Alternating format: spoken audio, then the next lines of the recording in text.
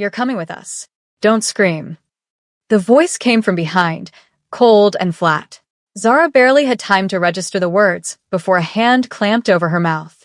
She bit down hard, tasted leather, and drove her elbow backward. It connected with something solid. A grunt. The hand loosened. She ran. Seoul University's library parking lot stretched empty under flickering streetlights, rain turning the asphalt into black glass. Her sneakers slapped against wet pavement as she sprinted toward the main road. Footsteps pounded behind her. 2 sets, maybe 3. Her heart hammered against her ribs. A black van screeched around the corner, cutting off her path. She skidded, changed direction. Too slow. Arms locked around her waist, lifting her off the ground. She thrashed, screaming, but the rain swallowed the sound. A hood dropped over her head. Darkness. The smell of stale cigarettes and expensive cologne. Get her inside. Now. They shoved her into the van. The door slammed. Engine roared to life. Who the hell are you? Zara's voice came out muffled through the hood, but she forced it steady. Fear was a luxury she couldn't afford. The men who own you now. The voice was different from the first, smoother, almost bored. Like he'd said these words 100 times before. The van jerked forward. Zara's shoulder slammed against someone's leg. She tried to orient herself, counting turns in her head. Left. Straight for maybe 3 minutes. Right. Another left. They were taking her away from campus, away from anywhere she knew. My phone, she said. Someone will track it. Already destroyed. A third voice, younger, nervous. We're not amateurs.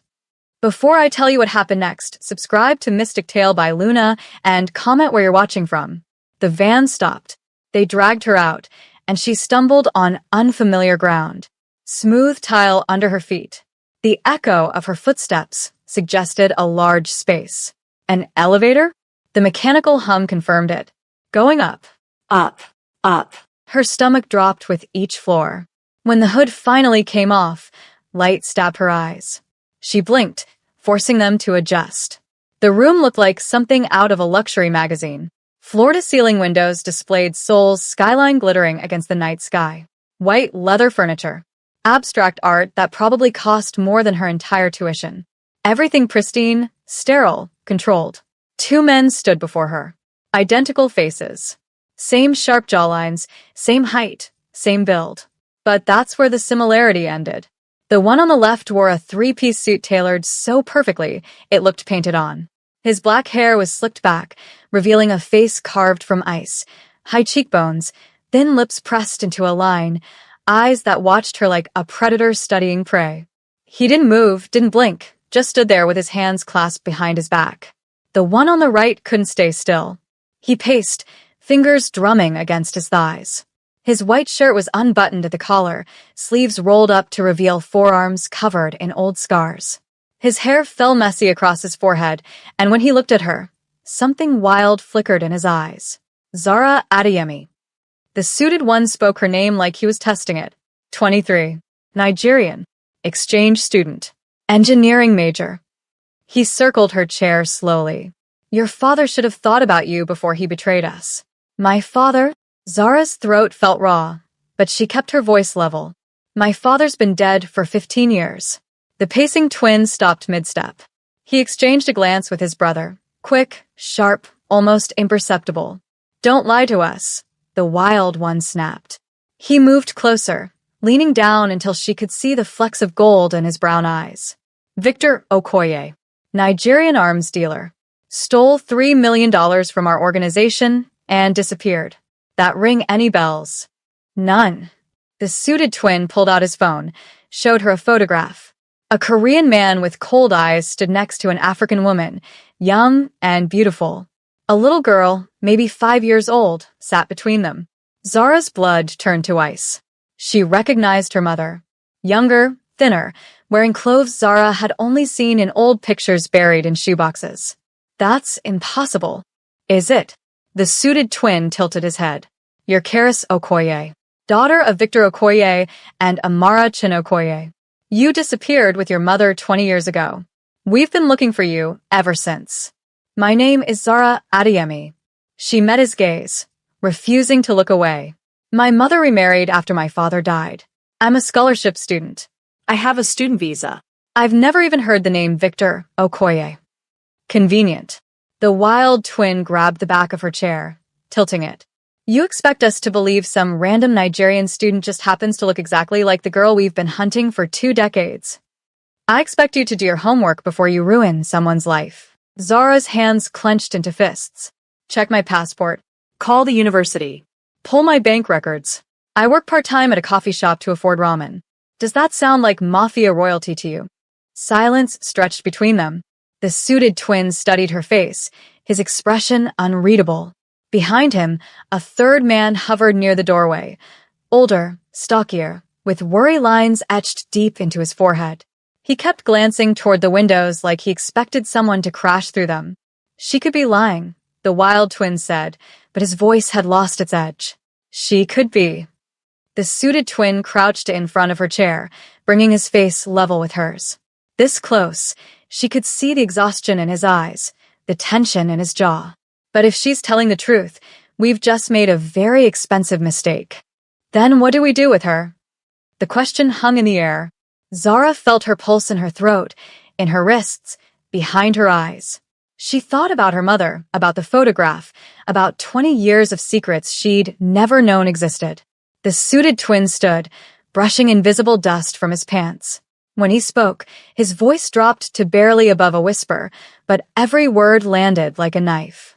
If you're nobody, he leaned close, his breath cold against her ear. Then nobody will miss you. He straightened, adjusted his cufflinks, and walked toward the door. The wild twin followed, but not before shooting her one last look, something that might have been regret or curiosity, or both. Jae-hyun, the nervous man called from the doorway. What about? Lock her in the guest room. Soon-ho. We'll figure this out in the morning. Their footsteps faded. Soon-ho approached slowly, his hands raised like he was calming a spooked animal. I'm sorry, he whispered. He pulled an origami crane from his pocket, placed it on the arm of her chair. His fingers trembled. I'm really sorry. Then he was gone. The lights went out. Darkness swallowed everything.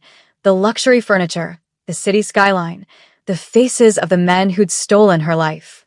Zara sat alone in the chair, still bound, feeling the weight of her mother's secrets pressing down like a physical thing.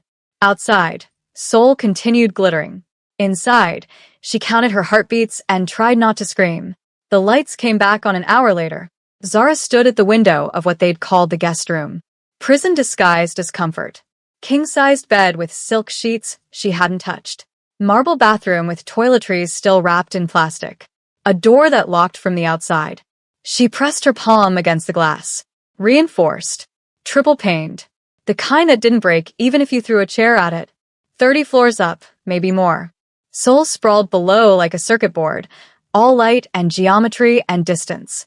Her engineering professor's voice echoed in her head. When you can't change the system, understand it first.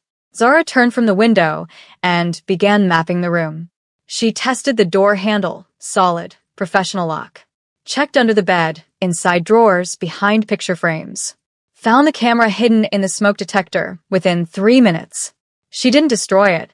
Instead, she stared directly into the lens, letting whoever watched know she knew. Footsteps in the hallway. 2 sets, heavy. Guards rotating position. She counted the seconds between passes. For minutes, 18 seconds. Then another pair. Different rhythm. One walked with a slight limp, favoring his left leg. The apartment's soundscape revealed itself slowly. Muffled voices through walls, too distant to make out words. The hum of an air filtration system. Somewhere, a television played news in rapid Korean. She filed each detail away, building a mental blueprint of her cage. A key scraped in the lock. Soon-ho entered carrying a tray. He wouldn't meet her eyes, just set the food on the desk and turned to leave. You don't want to be here either, do you? Zara kept her voice soft. His hand froze on the doorknob. For a moment she thought he might actually answer. Instead, he pulled something from his pocket, another origami crane, smaller than the first, and placed it beside the tray. Then he was gone. Zara lifted the crane. The paper was torn from a calendar page. She unfolded it carefully. A date was circled in red. 3 days from now. Below it, someone had written in shaky English, "I'm sorry." The food was bulgogi still steaming. She ate mechanically, tasting nothing, and tried not to think about what would happen in 3 days. Morning came without ceremony. Zara hadn't slept. Couldn't risk it. She'd spent the night testing her own limits, seeing how long she could hold her breath, how quietly she could move across the floor, whether fear would make her hands shake if she tried to hold something steady. They didn't. Good. The door opened. Jae-hyun entered alone, carrying a tablet and that same cold expression he wore like armor. He pulled a chair from the desk, sat backwards on it, and studied her for a long moment. "You're calmer than most people we bring here. Most people you kidnap, you mean?" His lips twitched. Almost a smile. "We've verified your story. Zara Adeyemi. Student visa issued 8 months ago. No criminal record. Your bank account has exactly 342,000 won in it." He set the tablet on the bed between them. "You're either the best deep cover operative I've ever seen, or we made a mistake. I could have told you that yesterday. You could have." He swiped through images on the screen. "But then we found these." Photos of Zara at a Nigerian community gathering in Itaewon.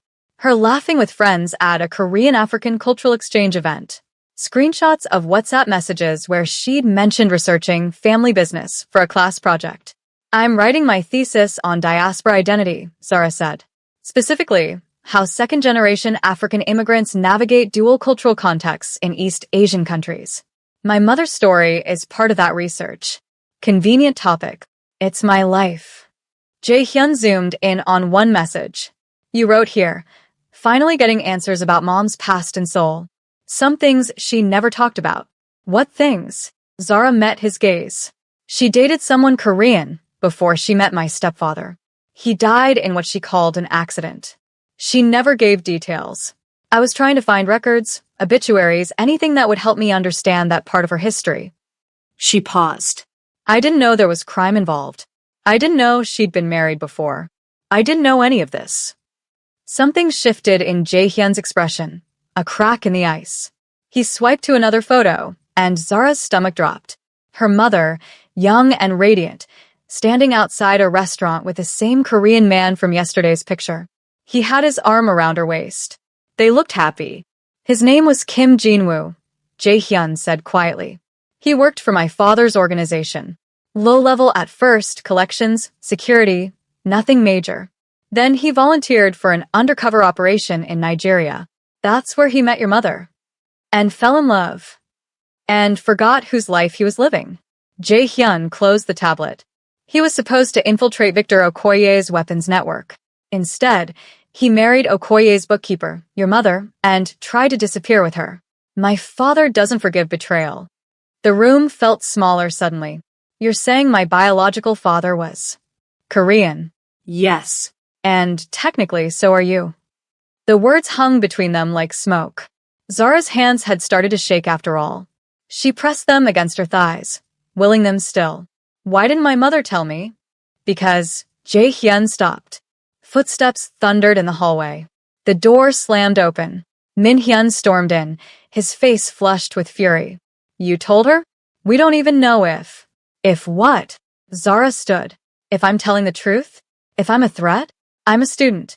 I live in a dormitory with 3 roommates and questionable plumbing. What exactly do you think I'm going to do?" Min-hyun crossed the room in 3 strides. "You researched your mother's connections to Korean organized crime. You came to Seoul. You asked questions in communities where our people operate." He was close enough now that she could smell whiskey on his breath. "That's not curiosity. That's surveillance. That's a thesis project. Bullshit." He grabbed the edge of the desk, and for a moment Zara thought he'd flip it. "Your father stole from us. Your mother helped him.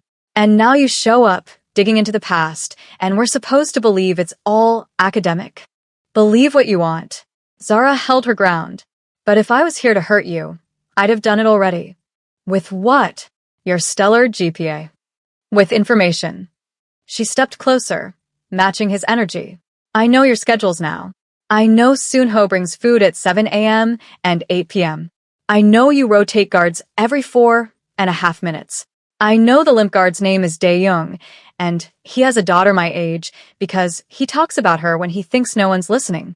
She pointed at Min-hyun's chest. I know you drink at night because you can't sleep. And I know you're terrified of something because fear smells different than anger, and right now, you reek of it. Silence crashed down like a wave. Min-hyun's fist was raised before she registered the movement. She didn't flinch, just stared at him, watching the war play out across his features. Rage, confusion, something that might have been shame. Hit me, she said softly. Prove you're just another coward with money. His hand trembled in the air between them. Jae-hyun's voice cut through the tension like a blade. We don't hit women. We're not animals.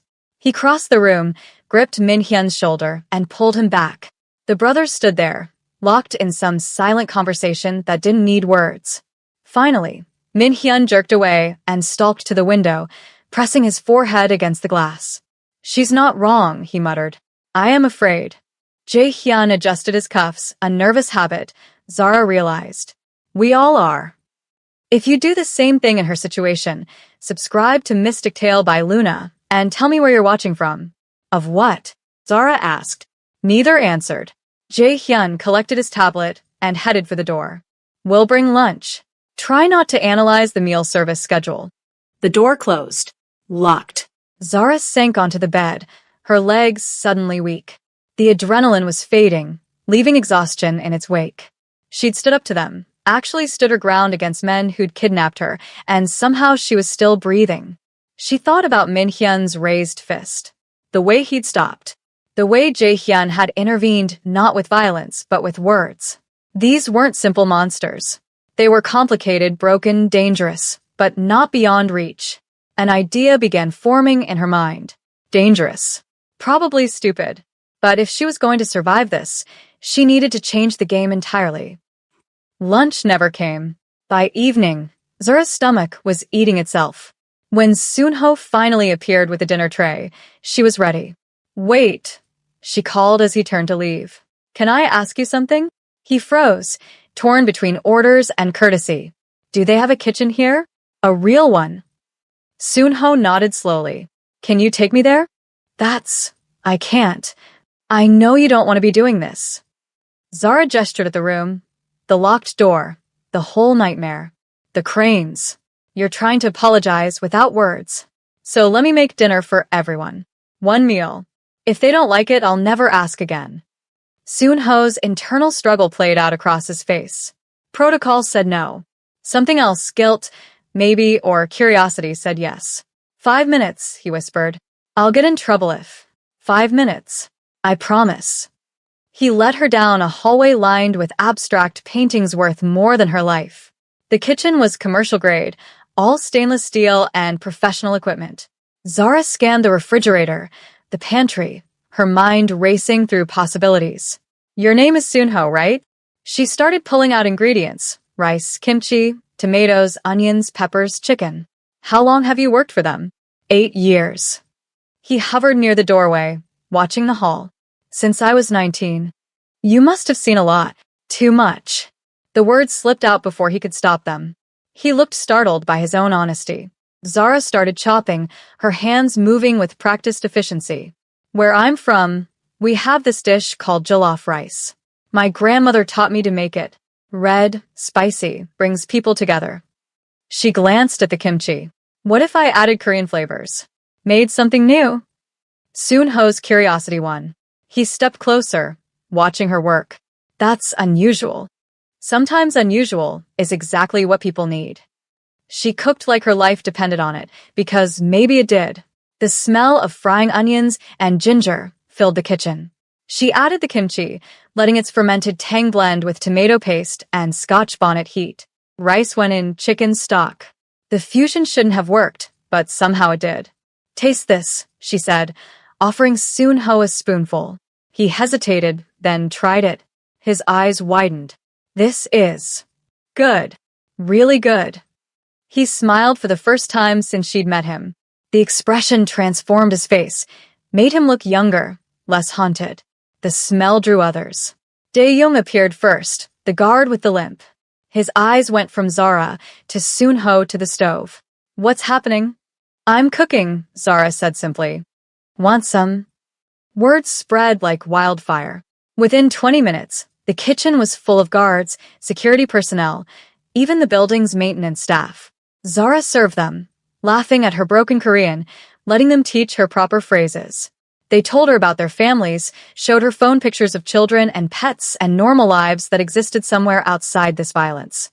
She made sure everyone ate, made sure everyone laughed. And when Minhyun and Jaehyun appeared in the doorway, drawn by the noise, she met their shocked stares with calm satisfaction. The twins stood there, watching their carefully controlled world turn into something warm and chaotic and human.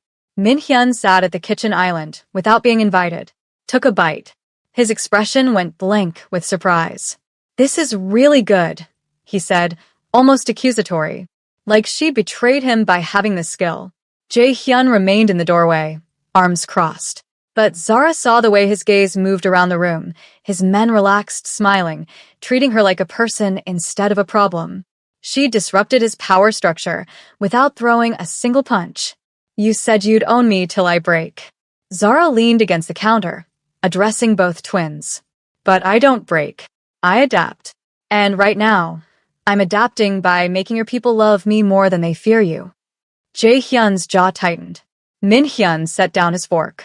The room had gone quiet, everyone suddenly aware of the shift in dynamics.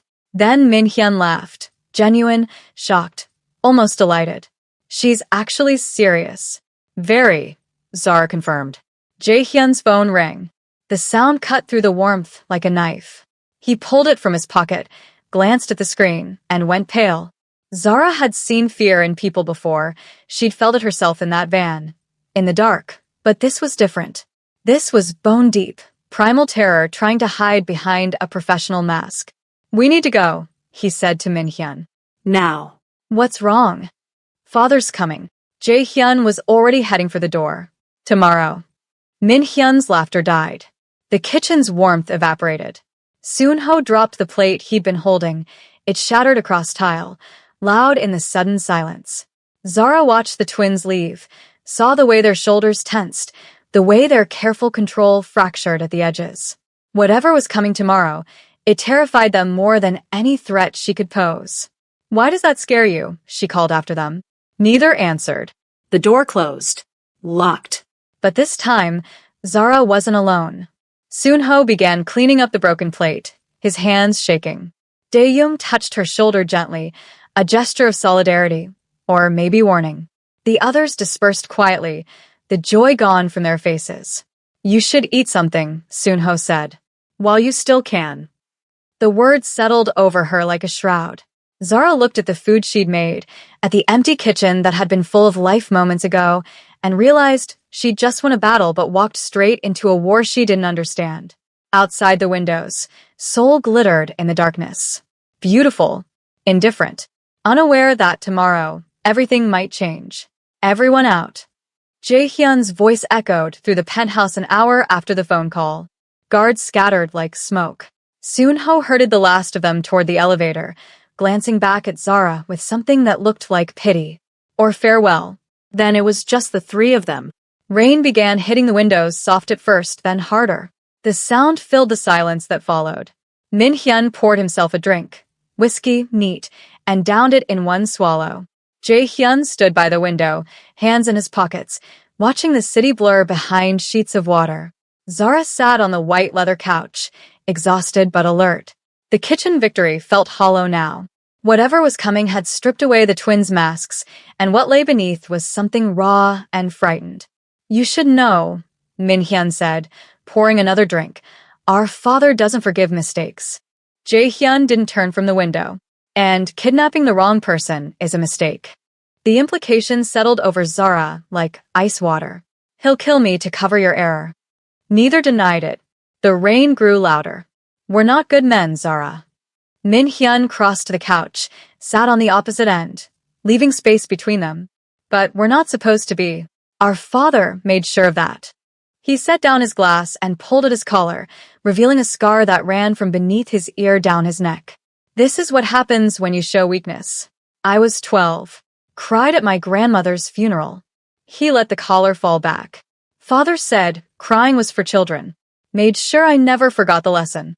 Zara looked at Jaehyun's back, saw the tension in his shoulders. What was your lesson? I tried to stop him from beating Minhyun. His voice came quiet, detached. Got the same treatment.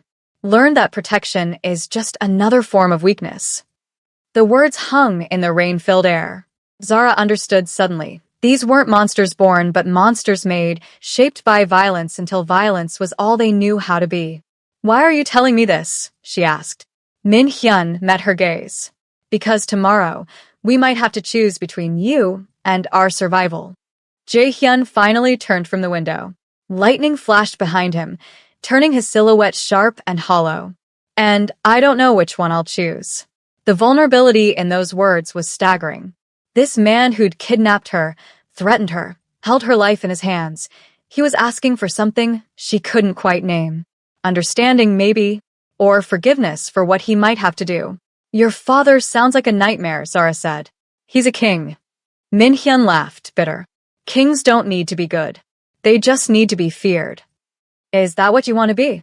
The question landed like a stone in still water. Both twins looked at her, really looked like they were seeing her clearly for the first time. It's what we are, Jae-hyun said. No. Zara leaned forward. It's what you've been trained to be. There's a difference. Thunder rolled across the sky. The apartment's lights flickered once, twice, then held. Min-hyun poured himself a third drink, but didn't touch it. Jae-hyun sat in the chair across from her, and for the first time since she'd been taken, the space between them felt less like interrogation and more like conversation. When I was 7, Zara said, my stepfather tried to teach me to swim by throwing me in the deep end. Said it was the only way to learn. She remembered the water closing over her head, the panic, the certainty she would die. My mother jumped in fully clothed and pulled me out. She didn't speak to him for a month. She looked at both twins. She taught me to swim properly after that. In the shallow end. With patience. And I learned that sometimes the people who say they're making you stronger are really just hurting you because someone hurt them first. The silence that followed was different. Heavier, more honest. Your mother sounds strong, Min-hyun said. She survived your father killing mine. Yeah, she's strong. Min-hyun flinched.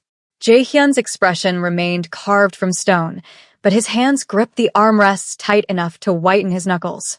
We don't expect you to forgive us, Jae-hyun said. For any of this. Good. Because I don't.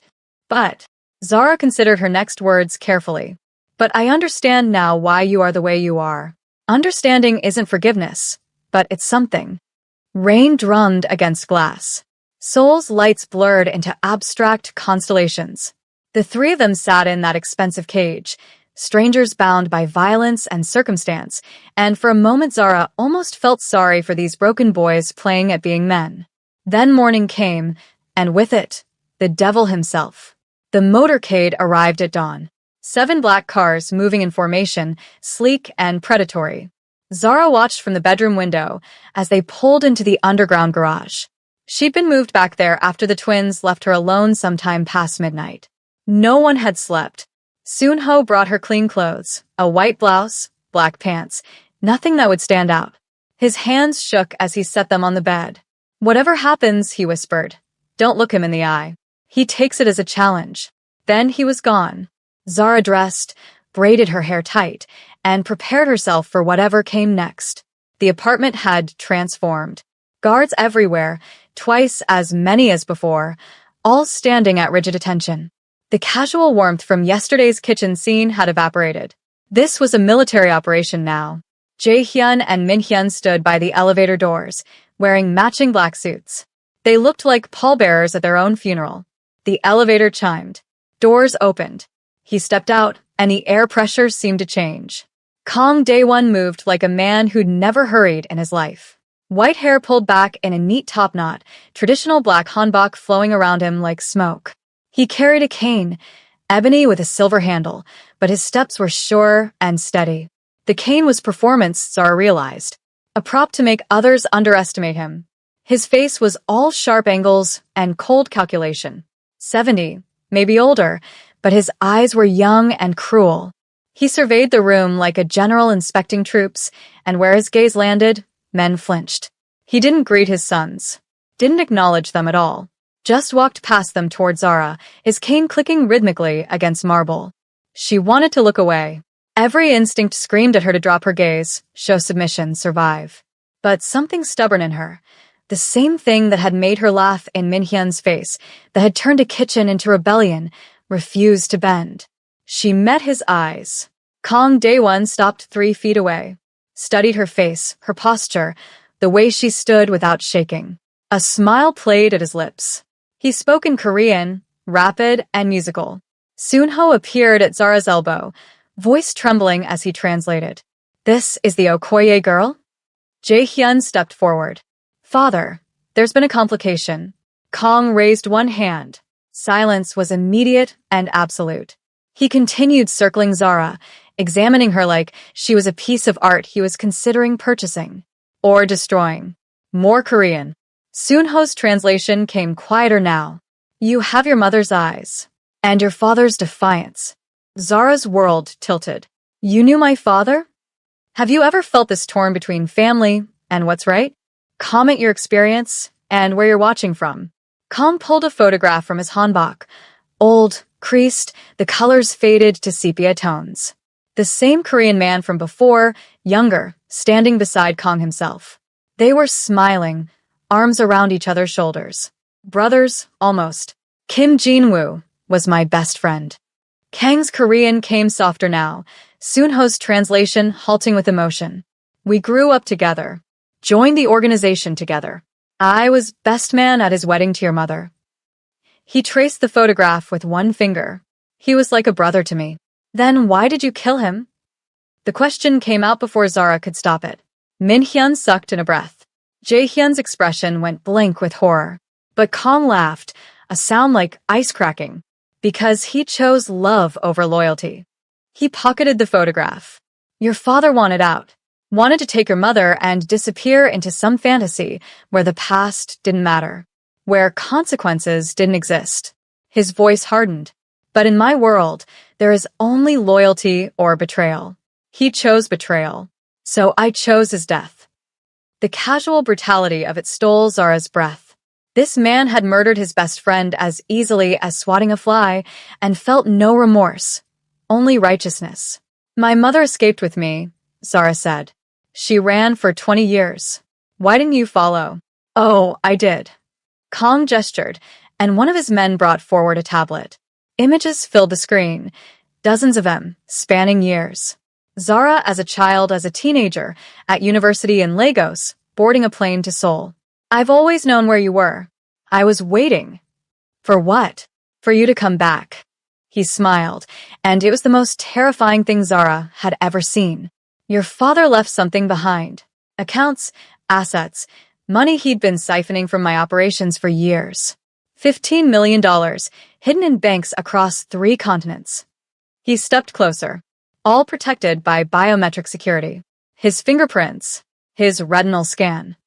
Another step, or his daughter's. Understanding crashed over Zara like a wave. "You need me to access his money." Very clever, just like Jinwoo. Kang turned to his sons. "You see? She understands leverage. Pity you two are so incompetent you kidnapped her by accident instead of by design." Jae-hyun's face remained impassive, but his hands clenched into fists. Min-hyun stared at the floor, jaw working. "Here's what'll happen," Kang continued, switching back to Korean while Sunho translated in real time. "You will access your father's accounts. You will transfer every dollar, every euro to my control. Then," he paused, letting the silence stretch. "Then I will decide whether you've earned the privilege of continuing to breathe. And if I refuse?" Kang's cane moved so fast Zara barely saw it. The silver handle cracked against Sunho's kneecap. He collapsed with a cry, and guards dragged him aside. Blood seeped through his pants. "That was for hesitating when I arrived." Kang's voice remained conversational. "The next one is for you if you test my patience. Then your new friends from the kitchen. Then anyone else who's looked at you with kindness in this building." He leaned on his cane, casual again. "Or you can cooperate, and only you will die. Fewer bodies. Much cleaner." Zara's hands were shaking now. She pressed them against her thighs, fury and fear warring in her chest. Soon-ho was trying not to cry out, his face gray with pain. What about them? She nodded toward Jae-hyun and Min-hyun. Your sons. What about them? They made a mistake. Are you going to kill them too? Kong looked at his sons like he'd forgotten they existed. That depends. Are you planning to tell anyone about this unfortunate incident? About the wrong girl being taken, the complications, the chaos? He smiled. Dead witnesses make poor gossips. The twins' faces drained of color. Zara understood then. They'd known this was possible, that their father might eliminate them along with her, cleaning up all loose ends with the same cold efficiency. You're going to kill us all. Her voice came steady, surprising her. No matter what I do. Probably. Kong shrugged. But cooperation buys time. Time for prayer, for goodbyes, for peace with your fate. Rebellion only buys pain. He gestured to his guards. 3 of them moved toward Zara. She looked at Jae-hyun, at Min-hyun, silently asking, begging, for them to do something. Anything. Jae-hyun met her gaze. His expression was unreadable, but his hands were still fists. Min-hyun's jaw trembled with suppressed rage. Neither moved. The guards reached for Zara. One grabbed her arm, fingers digging in hard enough to bruise. She was going to die. Today, tomorrow, whenever Kong decided she'd outlived her usefulness. These men who'd kidnapped her wouldn't save her because they couldn't even save themselves. Then Dae-young, the guard with the limp, the one with the daughter, dropped his weapon. The clatter echoed through the penthouse like a gunshot. I won't do this anymore. Dae-young's voice cracked the tension like thunder. His weapon clattered against marble, the sound impossibly loud. Every eye turned to him. Kang's expression didn't change. Pick it up. No. Dae-young's hands shook, but he stood his ground. My daughter is her age. I won't. I can't. Another guard lowered his weapon. Then another. Soon-ho pushed himself up from the floor, blood still seeping through his pants, and reached for the gun at his hip. Instead of raising it, he pointed it at the ceiling and fired. The gunshot deafened everyone. Plaster rained down. Kang's men scattered, some diving for cover, others reaching for weapons. The apartment erupted into chaos. Zara wrenched free from the guard holding her. She stumbled backward, and suddenly Jae-hyun was there, pulling her behind him.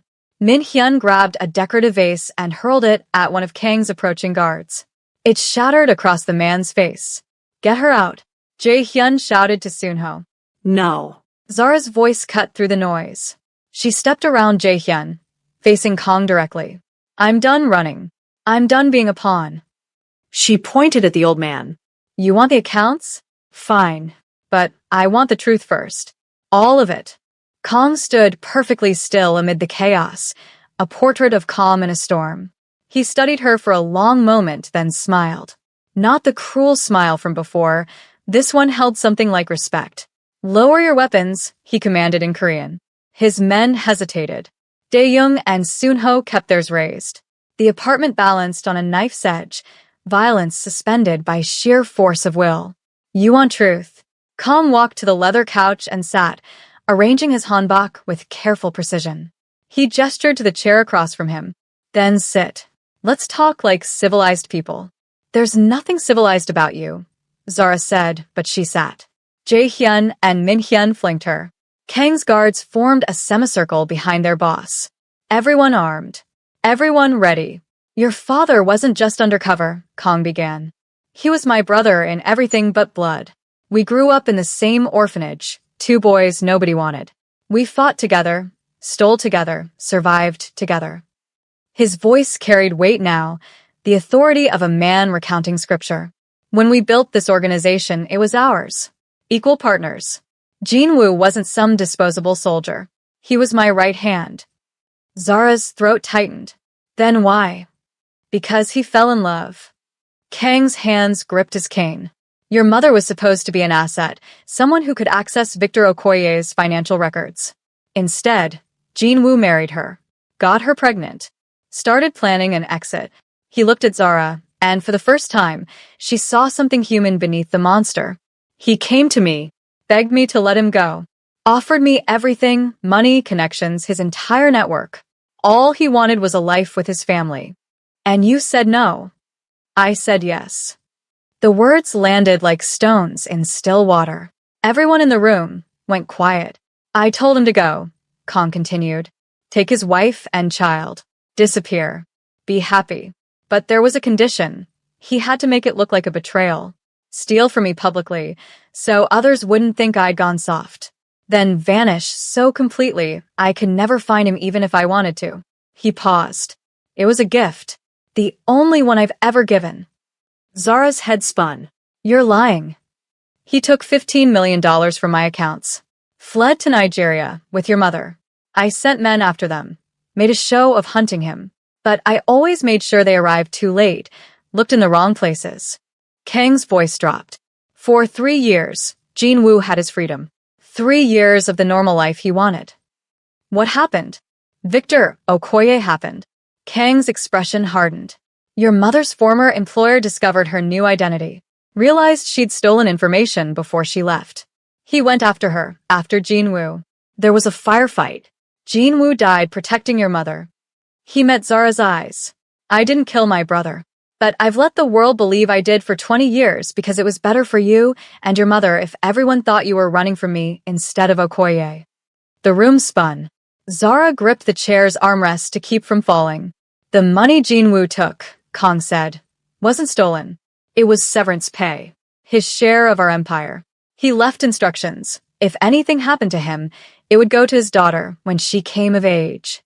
He pulled out a document, slid it across the table. That's you. The biometric security isn't to trap you. It's to protect your inheritance until you are ready to claim it. Zara stared at the paper. Legal documents, bank information, her father's signature at the bottom. Real. Legitimate. Why kidnap me then? Her voice came barely above a whisper. I didn't. Kong looked at his sons with something close to disgust. These idiots acted without my knowledge. Saw an opportunity to prove themselves and took it. They grabbed you thinking you were Okoye's daughter, the girl who'd witnessed Jinwoo's death. Someone who could testify about that night. He shook his head. They didn't know you were Jinwoo's child. I've kept that secret for 2 decades. Jae-hyun's face had gone white. You never told us. Because you didn't need to know. Kong stood, leaning heavily on his cane. I was going to contact you properly, Zara.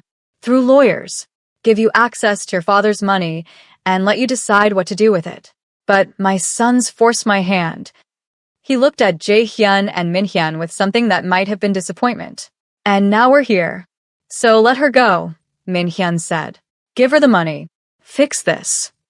I would, but there's a problem. Kong gestured to the guards, both his and the ones who'd rebelled. Too many witnesses.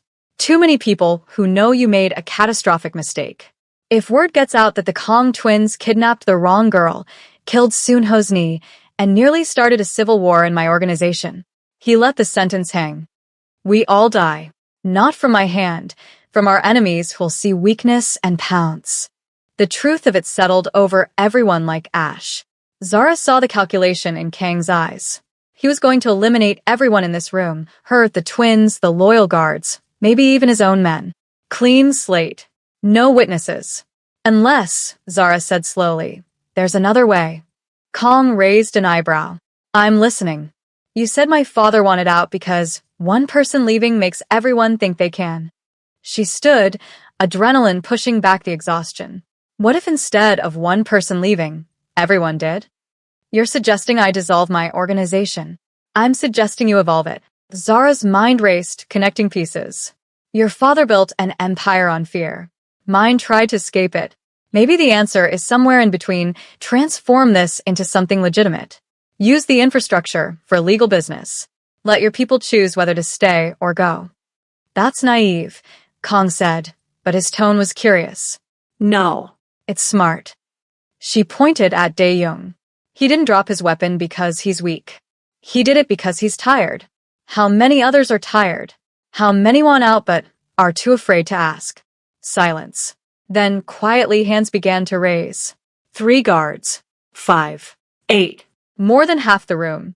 Kong stared at his own men betraying him through silence. His expression remained neutral, but Zara saw the calculation behind his eyes. He was a king watching his kingdom crumble. You tried to own me till I broke, Zara said. But maybe breaking isn't always destruction. Maybe sometimes it's transformation. Kang's laugh was unexpected, genuine, almost warm. You sound like your father. He looked at her properly now, not as a problem to solve, but as a person to consider. He would be proud of who you've become. Then he raised his gun. Everything happened at once. Min Hyun lunged forward. Jae Hyun dove for Zara. The gun went off. The bullet passed through empty air, where she'd been standing a second before. Dae-young tackled one of Kang's guards. Soon-ho fired again, this time at Kang's feet, driving him backward. The apartment erupted into warfare. Furniture overturned. Glass shattered. Bodies collided. Zara hit the ground hard, Jae-hyun's weight crushing the air from her lungs. Gunfire echoed like thunder. She pushed up, gasping, and saw Min Hyun grappling with his father. They crashed into the window. Reinforced glass spiderwebbed but held. Kong was stronger than he looked, his cane forgotten, fighting with the brutal efficiency of someone who'd survived 50 years in this world. But Min Hyun was younger, angrier. He wrenched the gun from his father's hand and sent it skittering across the floor. Jae Hyun was already moving. He crossed the room, picked up the weapon, and stood over his father. His hands didn't shake. His face was stone. Do it, Kong spat. Prove you're strong enough. Stop. Zara's voice cut through the chaos. The fighting paused, guards frozen mid-struggle. Everyone watching. Jae Hyun, don't. He was going to kill you. I know. But if you kill him, you become him. She approached slowly, hands visible. You deserve to be free. Both of you do. Jae Hyun's finger trembled on the trigger. All the years of abuse, of training, of being molded into something cold and cruel, it all led to this moment. Kill or be killed.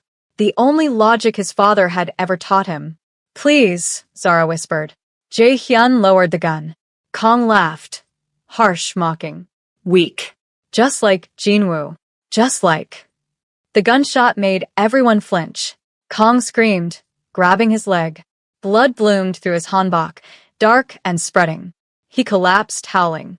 Zara stood with the gun she'd snatched from a fallen guard. Smoke curled from the barrel. Her hands were steady. I'm not weak, she said. I'm merciful. There's a difference. Sirens wailed in the distance. Soon-ho, pale, sweating, barely standing, held up his phone. I called them, he said. Before the fighting started. I called the police.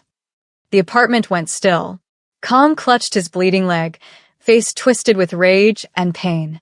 His empire was ending not with violence, but with the law. The mundane, inescapable consequence of going too far. You'll all burn for this, Kong snarled. Maybe, Zara said. But at least we'll burn free. 2 weeks later, Zara sat in Seoul University's library, same spot where this nightmare had begun. Rain fell outside, softer this time, cleansing rather than threatening. Her engineering textbook lay open, but she wasn't reading it. She was thinking about the aftermath. Kong arrested. 53 charges ranging from kidnapping to organized crime. His organization dismantled piece by prosecutors who'd been waiting years for someone inside to talk. And talk they did. Soon-ho, Dae-young, 20 others who'd wanted out but never had the courage until a Nigerian engineering student showed them how. The twins had cooperated with authorities, given testimony, exposed networks. In exchange, reduced sentences, probation, monitoring. They'd be free men eventually. Whether they'd know what to do with that freedom remained to be seen. Zara had accessed her father's accounts. $15 million. She donated most of it, trafficking survivors, orphanages, scholarship funds for kids like the ones her father had been. She kept enough to finish her degree. To live. To breathe without fear. Footsteps approached. 2 sets. Familiar rhythm. She didn't look up, but she smiled. Jae Hyun and Min Hyun appeared on either side of her table. They looked different, less polished, more human. Jae Hyun wore a simple sweater. Min Hyun's hair was longer, softer. They sat without asking permission. Long silence. Rain against windows. The library's quiet hum. Normal sounds in a normal place. We need to talk, Jae Hyun said finally. About what happens next, Min Hyun added. Zara closed her textbook, looked between them. Let me guess. You both want to stay in my life. Both nodded. We know we don't deserve it, Jae-hyun said. After everything. You don't, Zara interrupted. But maybe that's not the point. Maybe the point is what we do now. Min-hyun leaned forward. So, which one of us do you choose? Zara gathered her books, stood slowly. She looked at them. These broken boys who'd kidnapped her, threatened her, and somehow ended up on the other side of hell with her. They weren't good, but they were trying. And maybe that mattered. She smiled, slinging her bag over her shoulder. Who said I had to choose? She walked away, feeling their stunned stares on her back. Behind her, she heard Min-hyun's shocked laugh, Jae-hyun's quiet exhale. The library doors